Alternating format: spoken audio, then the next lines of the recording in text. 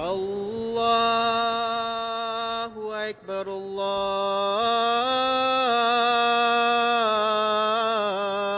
अकबर अल्लाहु अकबर अल्लाहु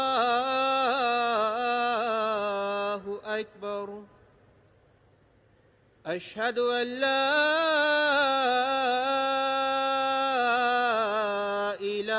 इलाहा इल्लल्लाह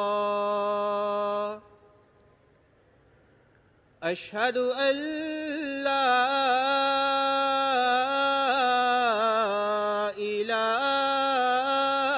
इलाहा इल्लल्लाह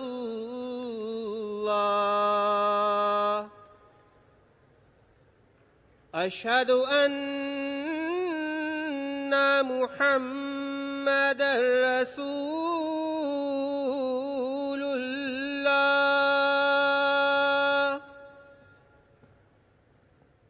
अशहदु अन्ना मुहम्मदर रसूलुल्लाह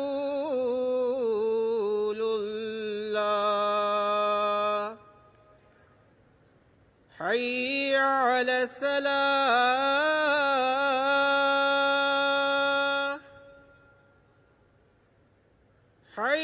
हय्य अला सलाह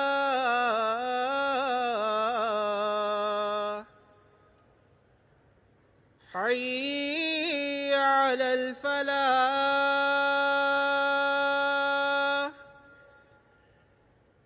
हय्य अलल फलाह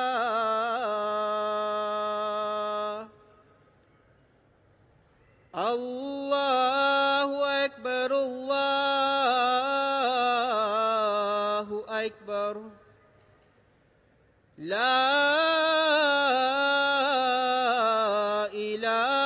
इलाहा इल्लल्लाह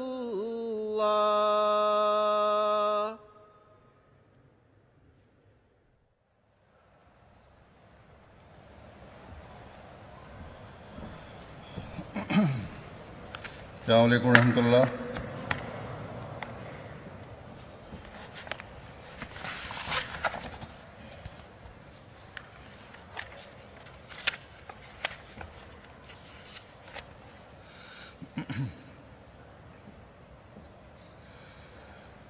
أشهد أن لا إله إلا الله وحده لا شريك له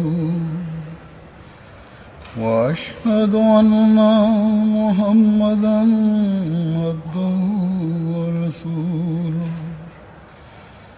أما بعد فأعوذ بالله من الشيطان الرجيم بسم الله الرحمن الرحيم الحمد لله رب العالمين الرحمن الرحيم مالك يوم الدين إياك نعبد وإياك نستعين اهدنا الصراط المستقيم صراط الذين أنعمت عليهم غير المغضوب عليهم ولا الضالين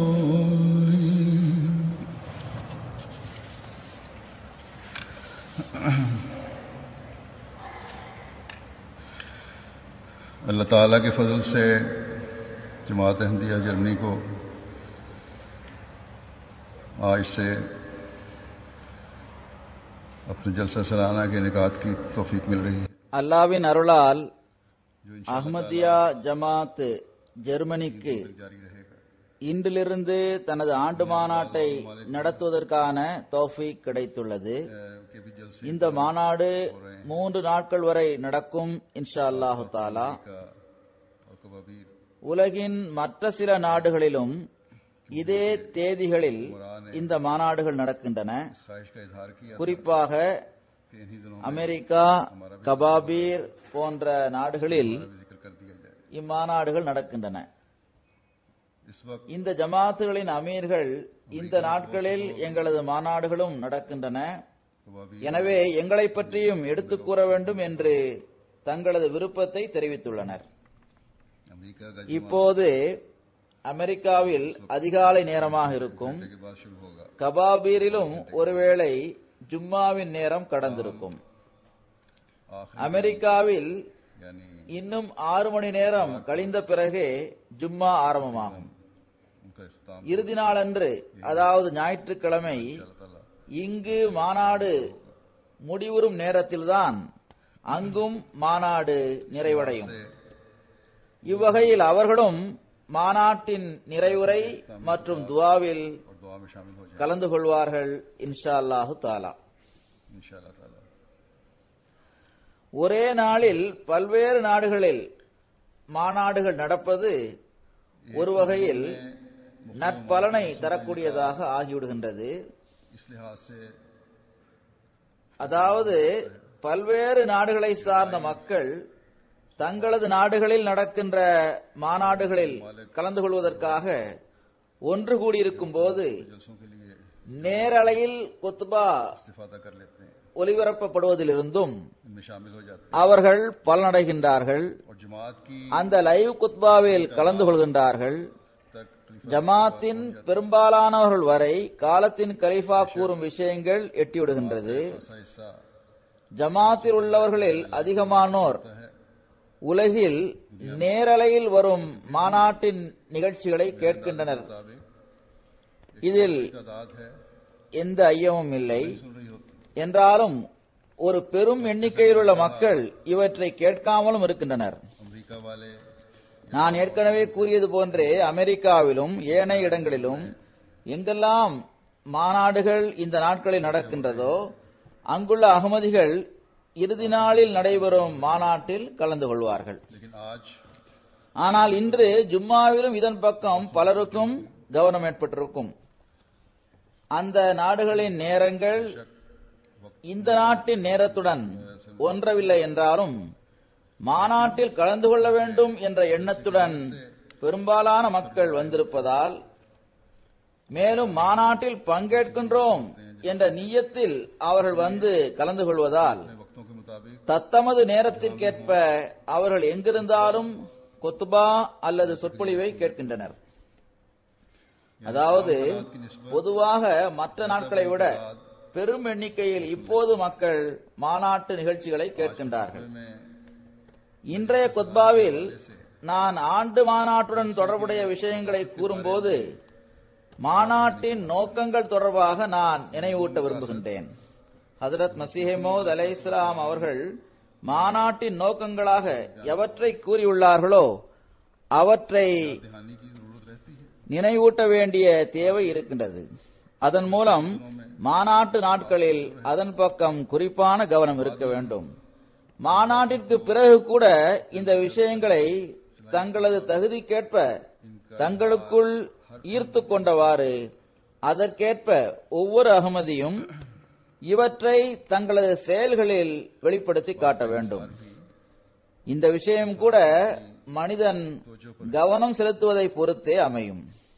அதாவது எவ்வளவு நேரம் அவனது கவனம் இந்த விஷயங்களில் நிலைத்திருக்கின்றது என்பதே அது சார்ந்திருக்கின்றது. दुनिया के दूसरे काम இன்றைய நாட்களில் உலகின் பிற காரியங்களிலும் பரபரப்பான வேலைகளிலும் மனிதன் ஈடுபட்டிருப்பதால் अक्सर பெரும்பாலும் உலக விஷயங்களையே சார்ந்திருப்பது जिससे फराइज அவனிடம் மிகைத்து நிற்கின்றது. अदायगी में அதன் காரணமாக पैदा हो जाती है। கடமையான விஷயங்கள் மற்றும் நஃபிலான விஷயங்களை நிறைவேற்றுவதில் बाज़ अहमदी मुझे लिख அவனிடம் சோம்பேறித்தனம் ஏற்பட்டு விடுகின்றது.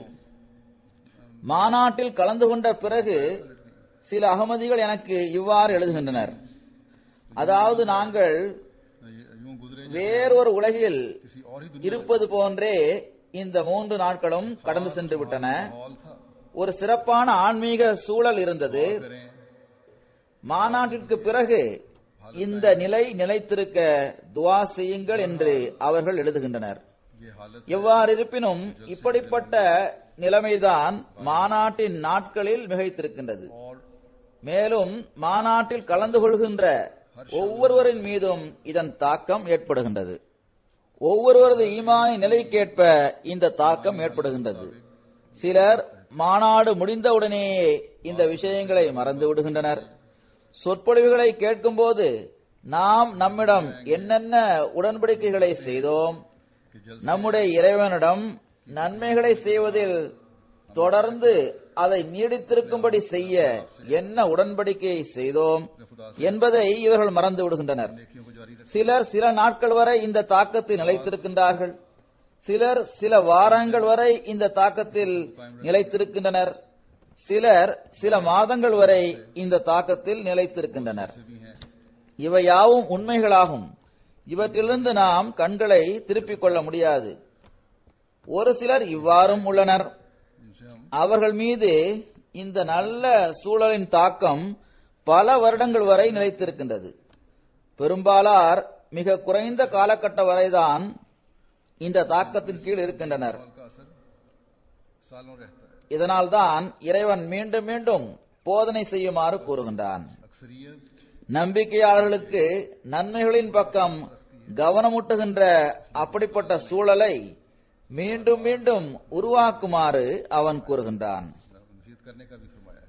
நம்பிக்கையாளர்களின் கடமைகளின் பக்கம் கவனமூட்டுமாறு கூறுகின்றான். करने का कहा है. அவர்களின் பொறுப்புகளின் பக்கம் கவனமூட்டுமாறு கூறுகின்றான். दिलाता रहे. அவர்கள் தங்களது செயல்களை தாங்களே கண்காணிப்பதன் பக்கம் கவனமூட்டுமாறு கூறுகின்றான். दिलाता रहे. மாநாடுகளை நடத்தி उनको ஹஜ்ரத் மஸீஹ் மவ்ஊத் அலைஹிஸ்ஸலாம் அவர்கள் நம்மீது பேரருள் புரிந்துள்ளார்கள். मसीह मौद இதன் மூலம் ஒட்டுமொத்தமாக நம்மை சீர்திருத்திக் கொள்வதற்கான ஒரு சந்தர்ப்பம் நமக்கு கிடைக்கின்றது. ஆன்மீக உணவை பெற்றுக்கொள்ள முடிகின்றது. நமது கடமைகள், பொறுப்புகள் ஆகியவற்றின் பக்கம் கவனம் செலுத்துவதற்கான சந்தர்ப்பம் கிடைக்கின்றது.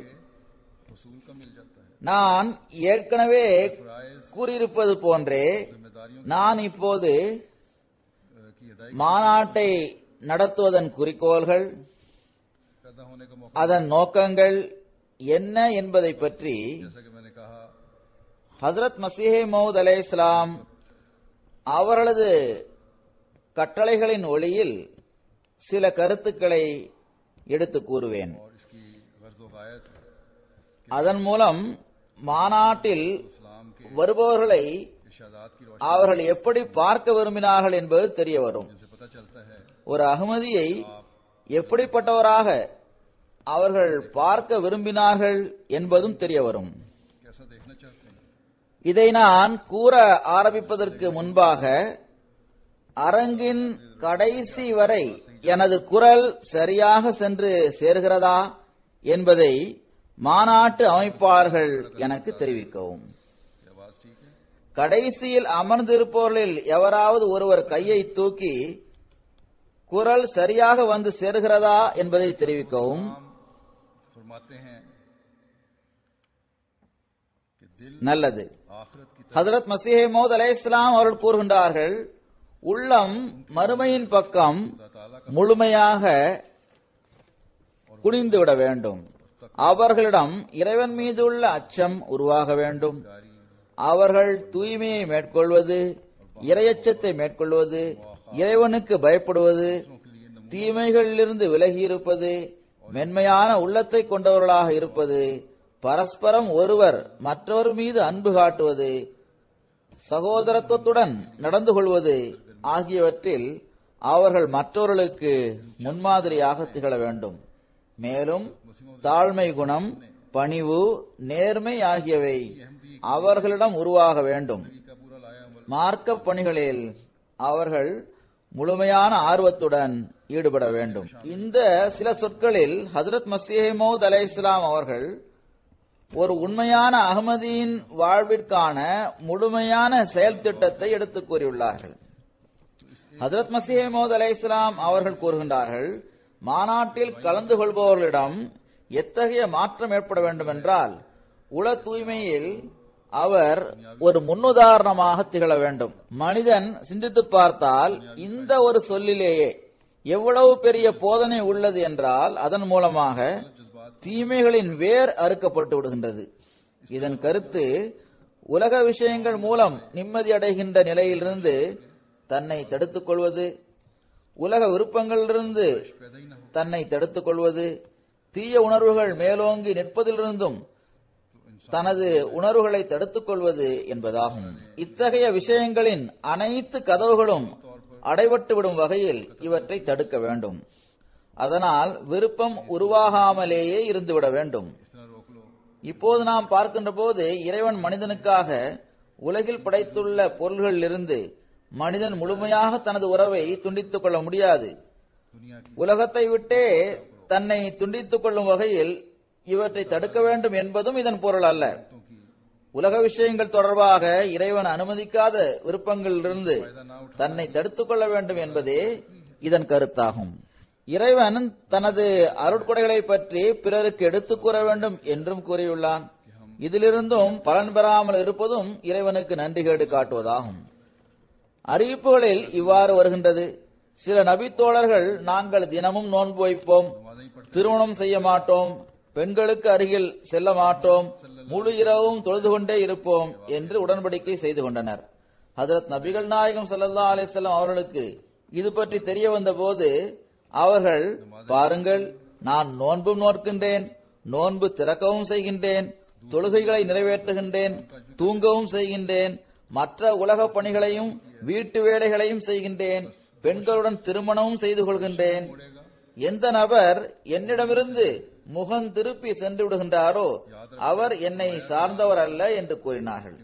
மேலும் பெருமானார் ஸல்லல்லாஹு அலைஹி வஸல்லம் அவர்கள் கூறினார்கள், நினைவில் கொள்ளுங்கள், நான் உங்களை விட அதிகமாக இறைவனுக்கு அஞ்சுகின்றேன், மேலும் எனது விருப்பங்களை இறைவனின் விருப்பத்தின் கீழ் வைத்து விடுகின்றேன்.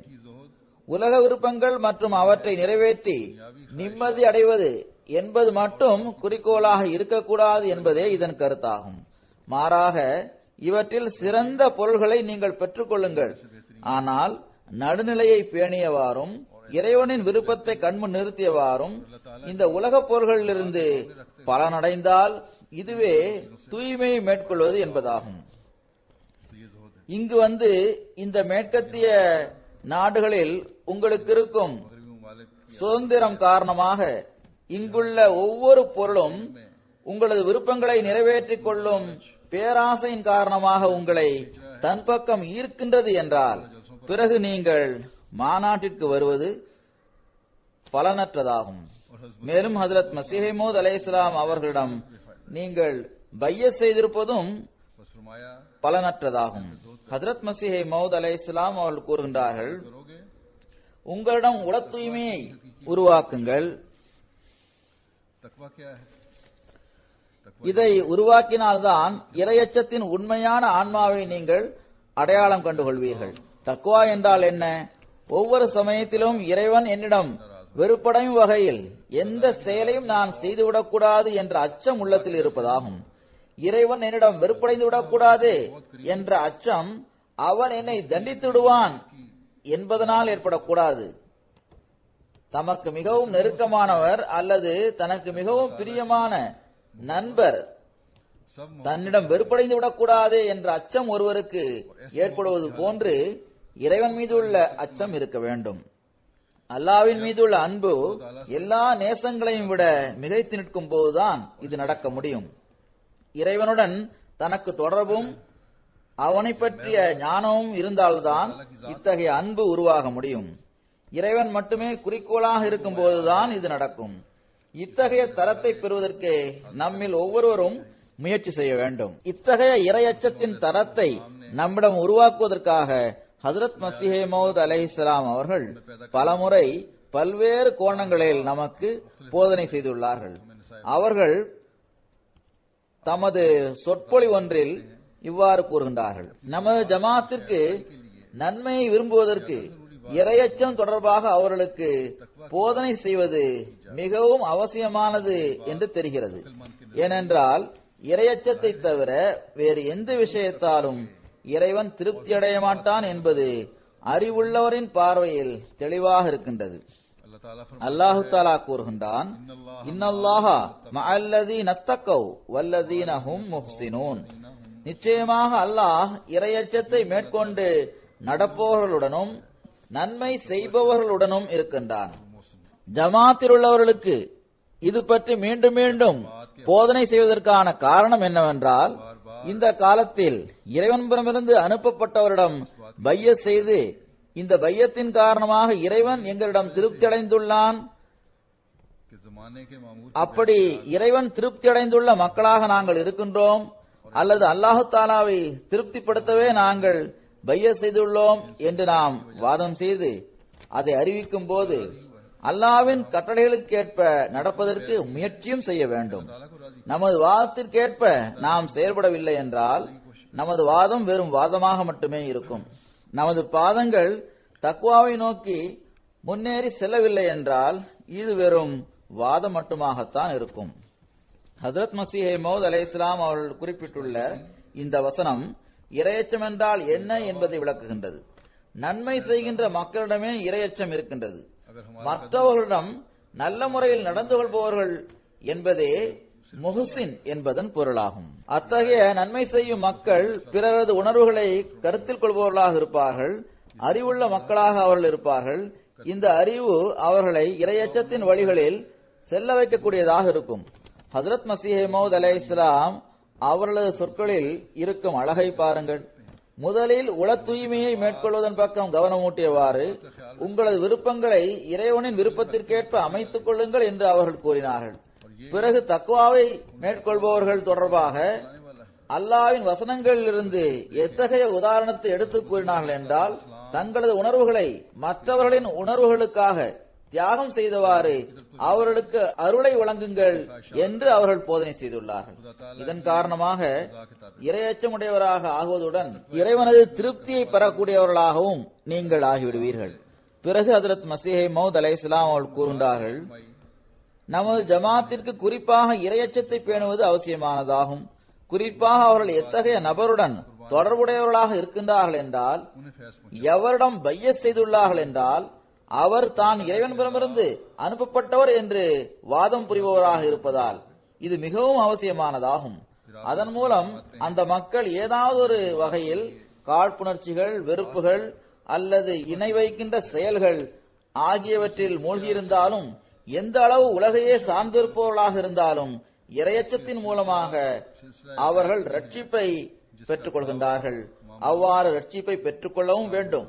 எனவே ஹஜ்ரத் மஸீஹ் மவ்ஊத் அலைஹிஸ்ஸலாம் அவர்களிடம் பையத் செய்ததாக ஒருவர் அறிவிப்பது சாதாரண அறிவிப்பு அல்ல. இதற்கான காரணம், நான் இறைவனிடமிருந்து அனுப்பப்பட்டுள்ளதாக வாதம் செய்துள்ளேன் என்று ஹஜ்ரத் மஸீஹ் மவ்ஊத் அலைஹிஸ்ஸலாம் அவர்கள் கூறுகின்றார்கள். அல்லாஹ்வின் தரப்பிலிருந்தும் இந்த பணியை செய்வதற்காக நான் அனுப்பப்பட்டுள்ளேன் என்பதே அவர்களது வாதமாகும். என் மூலமாக உலகில் சீர்திருத்தம் ஏற்படும், என் மூலமாக அடியாருக்கு இறைவனை அடையாளம் கண்டுகொள்ள முடியும், மேலும் இறைவனுடன் அவருக்கு தொடர்பு ஏற்பட்டுவிடும். என் மூலமாகவும் என்னை ஏற்றுக்கொண்டவர்கள் மூலமாகவும் எந்த உயர்வான நல்லொழுக்கம் தொடர்பாக அவற்றை பேணும்படி ஹஜ்ரத் நபிகள் நாயகம் ஸல்லல்லாஹு அலைஹி வஸல்லம் அவர்கள் மீது இறைவன் இறக்கியுள்ள இறுதி ஷரியத்தாகிய திருக்குரானில் அல்லாஹ் நமக்கு போதித்துள்ளானோ அந்த உயர்வான நல்லொழுக்கங்கள் நம்மிடமிருந்து வெளிப்படும், அது வளர்ச்சி அடையும் என்பதே எனது வாதமாகும் என்று ஹஜ்ரத் மஸீஹ் மவ்ஊத் அலைஹிஸ்ஸலாம் அவர்கள் கூறியுள்ளார்கள். எனவே இறைவனின் படைப்பினங்களுக்குரிய உரிமைகளை செலுத்துவதற்கு எல்லாவிதமான காழ்ப்புணர்ச்சிகள், வெறுப்புகள் ஆகியவற்றை நமது உள்ளங்களிலிருந்து நாம் வெளியேற்ற வேண்டும். நமது உள்ளங்களை கண்ணாடி போன்று சுத்தமாக வைத்திருக்க வேண்டும். அல்லாஹ்விற்குரிய உரிமைகளை செலுத்துவதற்கு எல்லாவிதமான இணை வைத்தல்களிலிருந்தும் நம்மை நாமே தூய்மையாக்கிக் கொள்ள வேண்டும். உலகத்தின் மீதுள்ள அச்சம் அல்லது உலகவாதிகள் மீதுள்ள அச்சம் அல்லது உலக விஷயங்களின் பக்கம் கவனம் இருப்பது ஆகியவற்றால் மனிதன் இறைவனை மறந்து விடுகின்றான். அவனது இறைவணக்கத்தின் தரத்தில் குறைவு ஏற்பட்டு விடுகின்றது. இந்த அனைத்து விஷயங்களிலிருந்தும் விலகி இருந்தால்தான் பையத்திற்குரிய உரிமையை செலுத்தியவர்கள் என்று நீங்கள் அழைக்கப்படுவீர்கள். இவையாவும் தக்வா இல்லாமல் கிடைப்பது சாத்தியமற்றவையாகும். பையத்திற்குரிய உரிமையை செலுத்த வேண்டுமென்றால் இந்த தூய மாற்றங்களை தமக்குள் உருவாக்கி உங்களை சீர்திருத்த வேண்டும். இந்த தூய மாற்றங்களை உங்களிடம் உருவாக்குவதன் விளைவாக நீங்கள் பல ஆபத்துகளிலிருந்தும் ரட்சிப்பை பெறுவீர்கள். இது தொடர்பாக ஹஜ்ரத் மஸீஹ் மவ்ஊத் அலைஹிஸ்ஸலாம் அவர்கள் மிகவும் கடுமையான சொற்களில் எச்சரிக்கவும் செய்துள்ளார்கள். ஹஜ்ரத் மஸீஹ் மவ்ஊத் அலைஹிஸ்ஸலாம் அவர்கள் கூறுகின்றார்கள், அல்லாஹ் மிகவும் கருணைமிக்கவனாகவும் மிகவும் பரிவு காட்டக்கூடியவனாகவும் இருக்கின்றான். அவ்வாறே அவன் கோபப்படுகின்றவனாகவும் பழி வாங்குபவனாகவும் இருக்கின்றான். ஒரு ஜமாத்தை அவன் பார்க்கின்றான், அதில் உள்ளவர்களது வாதமும் வாய் பேச்சுகளும் அதிகமாக இருக்கின்றது. ஆனால் அவர்களது செயலின் நிலைமை அதற்கேற்ப இல்லை என்றால் அவனது கோபம் அதிகரித்து விடுகின்றது. ஒருபோதும் இறைவனது கோபத்தை காணக்கூடியவர்களாக நாம் ஆகாமல் இருக்கும்படி அல்லாஹ் செய்வானாக. மாறாக நாம் எப்போதும் இறையச்சத்தை நம் கண்முன்னால் வைத்தவாறு நமது ஆற்றல்களுக்கு ஏற்ப முயற்சி செய்பவர்களாகவும் அல்லாஹ்விடம் எப்போதும் அவனது அருளையும் கருணையும் வேண்டுபவர்களாகவும் அவனது அருளையும் கருணையும் பெற்றுக்கொள்பவர்களாகவும் நாம் இருப்போமாக. இத்தகைய தரத்தை பெறுவதற்கு நமது நிலைமை எப்படி இருக்க வேண்டும், என்ன முயற்சிகளை நாம் செய்ய வேண்டும், இது தொடர்பாக ஹஜ்ரத் மஸீஹ் மவ்ஊத் அலைஹிஸ்ஸலாம் அவர்கள் கூறுகின்றார்கள், மனிதன் எந்த அளவு நன்மைகள் செய்கின்றானோ அவை இரு வகைப்படும். ஒன்று ஃபர்லான, அதாவது கடமையாக்கப்பட்டவை, மற்றொன்று நவாஃபில், அதாவது உபரியான நற்செயல்கள். ஃபர்லான விஷயங்கள் என்பது மனிதன் மீது கடமையாக்கப்பட்டவையாகும். உதாரணமாக கடனை திருப்பிக் கொடுப்பது அல்லது நன்மைக்கு எதிரில் நன்மை செய்வது போன்றவை உள்ளன. சிலர் கடனை வாங்கிவிட்டு அதை திருப்பி செலுத்தாமல் சாக்கு போக்கு கூறுகின்றனர். ஹஜ்ரத் மஸீஹ் மவ்ஊத் அலைஹிஸ்ஸலாம் அவர்கள் இது நீங்கள் நிறைவேற்ற வேண்டிய கடமைகளில் ஒன்றாகும் என்று கூறுகின்றார்கள். அதாவது கடனை திருப்பி கொடுக்க வேண்டும், அல்லது எவராவது உங்களுக்கு நன்மை செய்தால் அதற்கு எதிரில் நீங்களும் நன்மை செய்ய வேண்டும். இந்த ஃபர்லான கடமைகளை தவிர ஒவ்வொரு நன்மையுடனும் நஃபிலான, அதாவது உபரியான நற்செயல்களும் உள்ளன. அதாவது ஒரு நன்மைக்குரிய உரிமையை விட அதிகப்படியான நன்மையாக அது இருக்கும். அதாவது நன்மை செய்ததற்கு எதிரில் அதற்கு ஈடாக நன்மை புரிவதுடன் மேலும் நன்மை செய்வது இருக்கின்றது. இது நஃபிலான, அதாவது உபரியான நன்மைகளாகும். உதாரணமாக ஜக்காத் கொடுப்பதுடன் மட்டுமல்லாமல் அவர்கள் மேலும் சதக்காக்களை செலுத்துகின்றனர். அல்லாஹு தாலா அப்படிப்பட்டவர்களது நண்பனாக ஆகிவிடுகின்றான். அவனது நட்பு எந்த அளவு இருக்கும் என்றால் நான் அவனது கையாகவும் காலாகவும் ஆகிவிடுகின்றேன். எதுவரை என்றால் அவன் பேசுகின்ற நாவாகவும் நான் ஆகிவிடுகின்றேன் என்று அல்லாஹு தாலா கூறுகின்றான். இத்தகையவனே நமது இறைவனாவான். ஒவ்வொரு செயலுக்குரிய கூலியை மட்டும் அவன் வழங்குவதில்லை, மாறாக அவன் அப்படிப்பட்ட அடியாருடைய நண்பனாக ஆகிவிடுகின்றான். அதாவது இறைவனுடைய நட்பு மற்றும் அவனது பாதுகாப்பின் எத்தகைய வழிகள் திறக்கின்றன என்றால் மனிதனது சிந்தனை கூட அதுவரை எட்ட முடியாது. ஆனால் இந்த தகுதி எப்போது கிடைக்கும்? இது பற்றி ஹஜ்ரத் மஸீஹ் மவ்ஊத் அலைஹிஸ்ஸலாம் அவர்கள் கூறுகின்றார்கள், நன்மைக்கு பகரமாக நன்மையை நீங்கள் செய்யும் நிலைமையில்தான் இந்த தகுதி உங்களுக்கு கிடைக்கும். உங்களுக்கு எவராவது நன்மை செய்தால் அதற்கு பகரமாக அதற்கு ஈடான நன்மையை எவ்வாறு செய்ய முடியும் என்ற தேட்டத்தில் நீங்கள் இருக்க வேண்டும். இது மட்டும் போதாது, மாறாக ஹஜ்ரத் மஸீஹ் மவ்ஊத் அலைஹிஸ்ஸலாம் அவர்கள் கூறுகின்றார்கள், ஒரு நன்மைக்கு சமமாக ஒரு நன்மையை செய்வது அந்த நன்மையை ஈடு செய்யக்கூடியதாக இருக்கின்றது. ஆனால் ஒருவர் செய்த நன்மையை விட அதிகமான நன்மைகளை அதற்கு ஈடு செய்யும் வகையில் செய்வது ஒரு உண்மையான நம்பிக்கையாளரின் பணியாகும். இப்போது பாருங்கள், எந்த சமுதாயத்தில் இத்தகைய நிலைமை ஏற்படுமோ, அதாவது அந்த சமுதாயத்தில் ஒருவர் செய்த நன்மைக்கு பகரமாக மற்றவர் அவரை விட அதிகமான நன்மைகளை செய்வோராக இருந்தால், மேலும் ஒவ்வொருவரும் இந்த விஷயத்தின் பக்கம் கவனம் செலுத்துவோராக இருந்தால், மேலும் இந்த செயலை செய்வோராக அவர் இருந்தால், அதாவது ஒருவர் மற்றவருக்கு நன்மை செய்கின்றார், முதலாம் அவர் தனக்கு செய்யப்பட்ட நன்மையை விட அதிகமான நன்மையை மற்றவருக்கு செய்ய வேண்டும் என்று இருந்தால் அப்படிப்பட்ட சமுதாயம் ஒருபோதும் சுயநலவாதிகளின் சமுதாயமாக இருக்க முடியாது. மாறாக அது அமைதி, அன்பு மற்றும் நேசம் ஆகியவற்றின் சமுதாயமாக ஆகிவிடும். இவை அனைத்துமே இறைவனுடைய திருப்தியை பெறுவதற்காக செய்யப்படும் போது பிறகு உள்ளங்களின் நிலையை அறிந்த இறைவன் எல்லோரையும் விட அதிகமாக கூலியை வழங்குபவனாக இருக்கின்றான். அவனது அருட்படைகளுக்கு எந்த எண்ணிக்கையும் கணக்கும் இருப்பதில்லை. பிறகு அவன் எப்படி வழங்குகின்றான் என்றால் அது பற்றி மனிதனால் சிந்தித்து பார்க்க முடியாது. இத்தகைய ஆன்மா நம்மிடம் உருவாக வேண்டியது அவசியமானதாகும். நாம் நன்மைகளை செய்ய வேண்டும், எந்த கூலியையும் எதிர்பார்க்காமல் நாம் நன்மை செய்ய வேண்டும். அல்லாஹ்வின் திருப்தியை பெறுவதற்காக அதை செய்ய வேண்டும். நமது இறை வணக்கங்களிலும் ஃபரலான இறை வணக்கங்களுடன் நஃபிலான இறை வணக்கங்களும் இருக்க வேண்டும். ஏனென்றால் அதன் மூலம் நாம் இறைவனின் திருப்தியை பெறக்கூடியவர்களாக ஆக வேண்டும். நமது மற்ற செயல்களுடனும் நஃபிலான காரியங்களை நாம் செய்ய வேண்டும். எந்த உலக நோக்கத்திற்காகவும் இவற்றை செய்யக்கூடாது. நன்மைக்கு பகரமாக நன்மை செய்வது ஒரு மனிதரிடமிருந்து பலன்களை பெற வேண்டும் என்பதற்காக இருக்கக்கூடாது. மாறாக இறைவனது திருப்தியை பெறுவதற்காக அதை செய்ய வேண்டும். இதுவே உண்மையான இறையச்சமாகும்.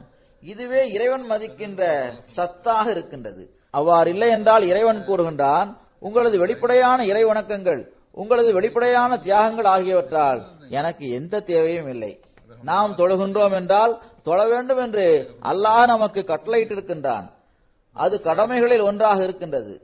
இறை வணக்கங்களின் மேராஜாக ஏணிப்படியாக தொழுகை இருக்கின்றது. பிறகு அல்லாஹ் தஆலா கூறுகின்றான், வமா ஹலக்துல் ஜின்ன வல் இன்ஸ இல்லா லியஅபுதூன், நான் ஜின்களையும் மனிதர்களையும் என்னை வணங்குவதற்காகவே படைத்துள்ளேன்.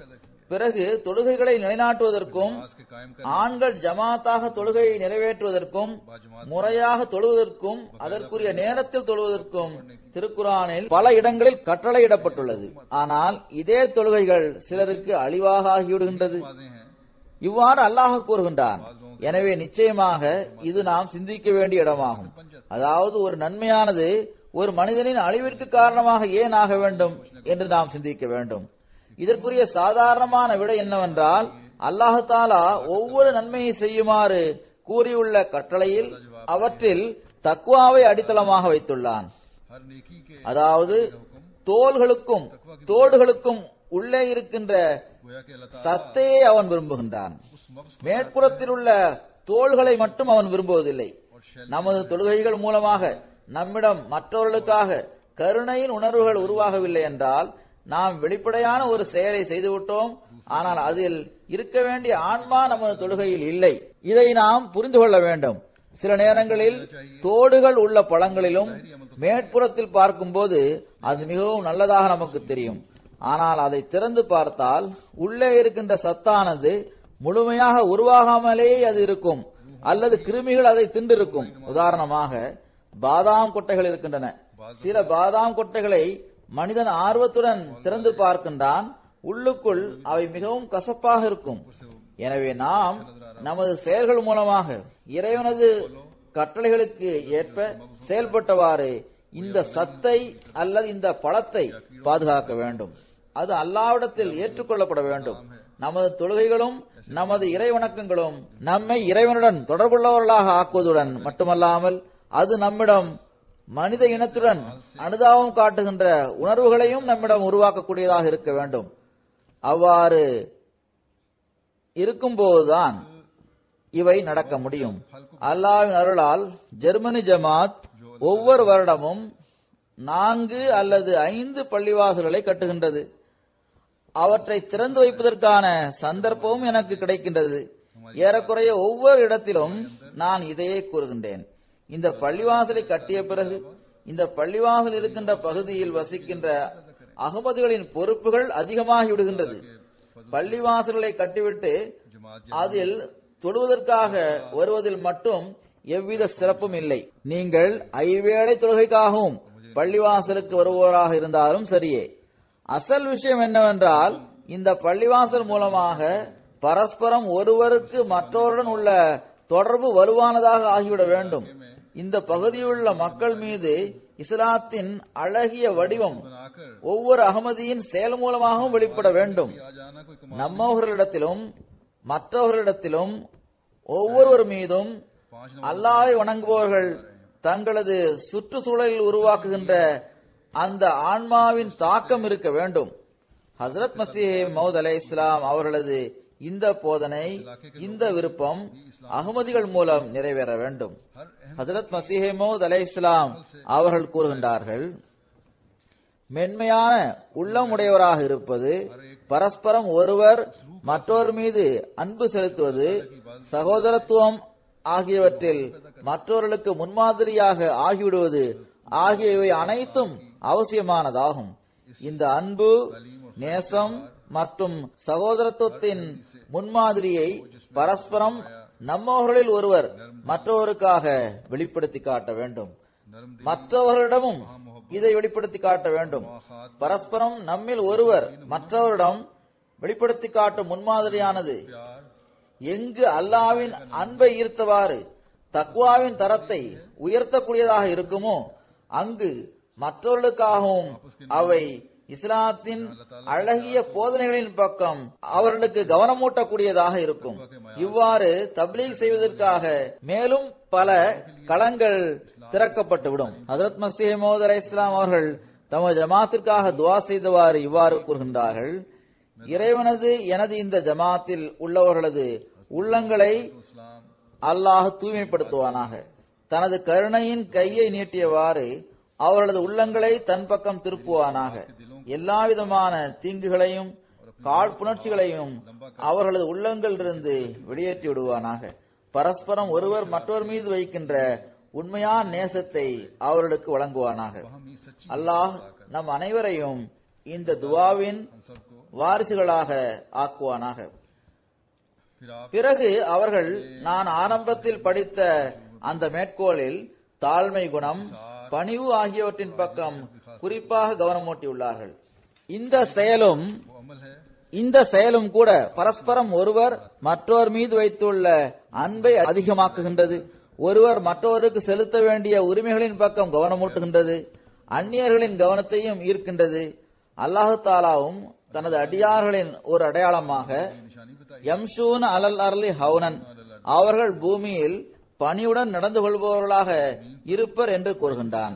இந்த பணிவு மனிதனிடம் அடியான இறைவனுக்கு அருகில் கொண்டு செல்கின்ற, சமுதாயத்தின் அழகை மேலும் அதிகரிக்க செய்கின்ற அந்த ஆன்மாவை உருவாக்குகின்றது. ஒருவருக்கு மற்றவரோடு இருக்கின்ற தொடர்புகளில் உள்ள அழகையும் அது மேலும் அதிகரிக்க செய்கின்றது. ஒருவர் மற்றொரு மீது வைத்துள்ள பகைமையை அது அகற்றுகின்றது, அன்பை வளர்க்கின்றது. பிறகு ஹஜ்ரத் மஸீஹ் மவ்ஊத் அலைஹிஸ்ஸலாம் அவர்கள் நேர்மை, உண்மை ஆகியவற்றை கடைபிடிப்பதன் பக்கம் குறிப்பாக கவனமூட்டியுள்ளார்கள். தக்வாவின் வழிகளில் செல்பவர் எல்லாவிதமான நன்மைகளையும் செய்யக்கூடியவராக இருந்தால் தக்வா என்பதன் விளக்கமே இதுதான். எவர் இறையச்சத்தின் உண்மையை அறிந்து கொண்டாரோ அவர் எல்லாவற்றையும் பெற்றுவிட்டார். ஆனால் அவற்றில் சில அம்சங்கள் தொடர்பாக வலியுறுத்தி கூறுவதும் அவசியமானதாகும். சில செயல்கள் தக்வாவின் தரத்தை உயர்த்துகின்றன. எனவே நேர்மை மற்றும் சரியானதும் உண்மையானதுமான கூற்றுகளை கூறும்படி அல்லாஹ் குறிப்பாக வலியுறுத்தி கூறியுள்ளான். அல்லாஹ் கூறுகின்றான், யா அய்யுஹல்லதீன ஆமனுத்தகுல்லாஹ வ கூலு கௌலன் சதீதா, நம்பிக்கை கொண்டவர்களே அல்லாஹ்வுக்கு அஞ்சுங்கள், தூய்மையான நேர்மையான கூற்றுகளை கூறுங்கள். இந்த வசனத்தை விளக்கியவாறு 2 அல்லது 3 வாரத்திற்கு முன்னால் எனது குத்பாவில் இது பற்றி கூறியிருந்தேன். குறிப்பாக ஹஜ்ரத் மஸீஹ் மவ்ஊத் அலைஹிஸ்ஸலாம் அவர்கள் இந்த விஷயத்தை தங்களது ஆன்மீக முன்னேற்றத்திற்காக மாநாட்டில் வருபவர்களுக்காக எடுத்து கூறியிருக்கின்றார்கள். அதாவது, உங்களது தக்வாவின் தரத்தை உயர்த்துங்கள், உங்களை சீர்திருத்திக் கொள்ளுங்கள். இவை இருந்தால்தான் நீங்கள் மாநாட்டில் வருவதற்கான உரிமையை செலுத்தியவர்களாக ஆவீர்கள். இதற்காக நேர்மை, உண்மை, சரியான முறையில் பேசுவது ஆகிய பண்புகளை நீங்கள் கடைபிடிக்க வேண்டும். இது மிகவும் அவசியமானதாகும். இவை அடிப்படை விஷயங்களாகும். எனவே உங்களது உண்மையின் தரத்தை உயர்த்துங்கள். அதன் மூலமாக எந்த நோக்கத்திற்காக நீங்கள் கூடியிருக்கின்றீர்களோ அந்த நோக்கத்தை நீங்கள் பெற்றுக் கொள்வீர்கள். ஒவ்வொரு அகமதியின் நேர்மையின் தரம் உயரும் போது அவர் பேசும் பேச்சிலும் நல்ல தாக்கம் ஏற்படும். நாம் கூறும் விஷயங்களின் தாக்கம் இருந்தால் பிறகு ஹஜ்ரத் மஸீஹ் மவ்ஊத் அலைஹிஸ்ஸலாம் அவர்களது வருகையின் நோக்கத்தையும் அன்னாரது பிரச்சாரத்தையும் முன்னேற்றமடையும்படி செய்பவர்களில் ஒருவராக நாம் ஆக முடியும். எந்த கொள்கையை ஹஜ்ரத் மஸீஹ் மவ்ஊத் அலைஹிஸ்ஸலாம் அவர்கள் கொண்டு வந்தார்களோ அவை இரண்டு முக்கிய பணிகளை தன்னகத்தே கொண்டிருக்கின்றது. ஒன்று, அடியானுக்கு இறைவனை அடையாளம் காணும்படி செய்து இறைவனை சந்திக்க வைக்கின்றது. இரண்டாவது, மனித இனத்திற்கு செலுத்த வேண்டிய உரிமைகளை செலுத்துவதாகும். இந்த இரண்டு பணிகளும் எப்படிப்பட்டதென்றால் இவை நம்மிடமிருந்து இறையச்சத்தையும் தியாகத்தையும் வேண்டுகின்றது. அவை நம்மிடம் நமது செயலளவிலான நிலைமைகளில் தூய்மையான மாற்றத்தை ஏற்படுத்தும்படி வேண்டுகின்றது. நமக்கு அல்லாஹ்வுடன் வலுவான தொடர்பு ஏற்படாத வரை உலகை நாம் அல்லாஹ்வுடன் இணைக்க முடியாது. இரண்டாவதாக, மனித இனத்திற்கு செலுத்த வேண்டிய உரிமைகள் உள்ளன. தாழ்மை குணம், பணிவு, உண்மை, அன்பு, சகோதரத்துவம், தியாகம் செய்யும் உணர்வு ஆகியவற்றை நாம் கடைபிடிக்காத வரை மனித இனத்திற்கு செலுத்த வேண்டிய உரிமையை நம்மால் செலுத்த முடியாது. எனவே இந்த 3 நாட்களில் நாம் நமது இந்த தொடர்பு மற்றும் நமது உணர்வு ஆகியவை தொடர்பாக ஆய்வு செய்து பார்க்க வேண்டும். இவற்றை நாம் அதிகமாக்க வேண்டும் இன்ஷா அல்லாஹு தாலா. அதன் மூலம் மாநாட்டில் வருகை தந்ததற்கான நோக்கத்தை பெறக்கூடியவர்களாக நாம் ஆக வேண்டும். மேலும் ஹஜ்ரத் மஸீஹ் மவ்ஊத் அலைஹிஸ்ஸலாம் அவர்களது விருப்பத்தை நிறைவேற்றக்கூடியவர்களாகவும் நாம் ஆக வேண்டும். எனவே இந்த 3 நாட்களில் உங்களது தக்வாவின் தரத்தை உயர்த்துவதற்கும் உங்களது செயலின் நிலைமைகளை சீராக வைத்திருப்பதற்கும் ஒவ்வொரு அகமதியும் மாநாட்டில் கலந்து கொள்கின்ற ஒவ்வொருவரும் முயற்சி செய்ய வேண்டும். மேலும் துஆவும் செய்யுங்கள். அல்லாஹ் இதற்கான தௌஃபீக்கை நமக்கு வழங்குவானாக. உண்மையிலேயே இந்த மாநாட்டின் நோக்கங்களை முழுமையாக பெறுபவர்களாக அல்லாஹ் நம்மை ஆக்குவானாக.